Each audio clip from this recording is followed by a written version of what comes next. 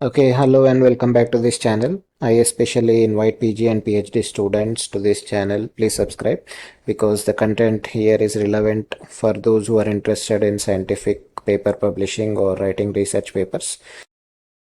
So in the single blind peer review, as I said earlier, the paper may face unnecessary rejection based on a few silly reasons.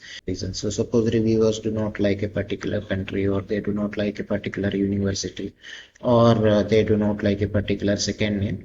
The paper may get rejected. So they are already half fixed in their mind, like they have a basic prejudice. So that is one thing. Second thing, on the same point, this may also lead to acceptance. Like reviewer knows entire details about the authors, so like he knows the name, affiliation, and the country.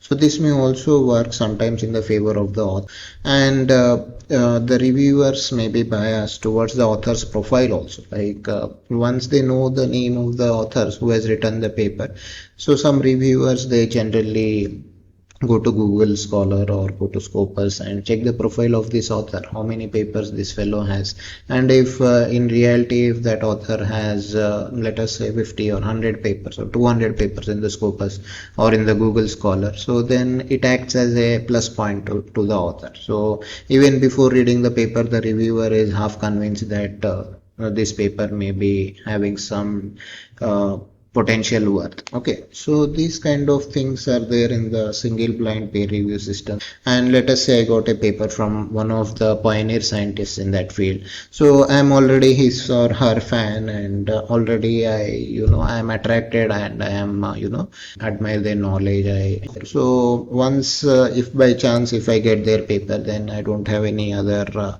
thing which can stop me from accepting the paper, right? If a author is very new to the field, so obviously he doesn't have many papers in his profile, Scopus profile or Google Scholar profile, so it may work against the author. Like the even if the paper is very good, the reviewers may just see this profile of this author and say, oh, okay, this fellow has only 2 papers in the Scopus, so let us reject this paper, right? So they also play safe, right? Reviewer, every time it's not guaranteed that reviewers review the papers which in the area of their expertise.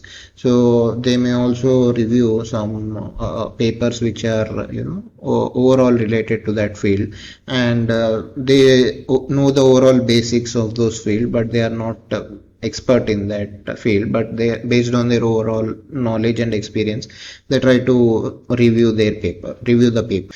And I think with this much knowledge, we can end today's video. Thank you. Stay tuned. Have a nice day. Take care.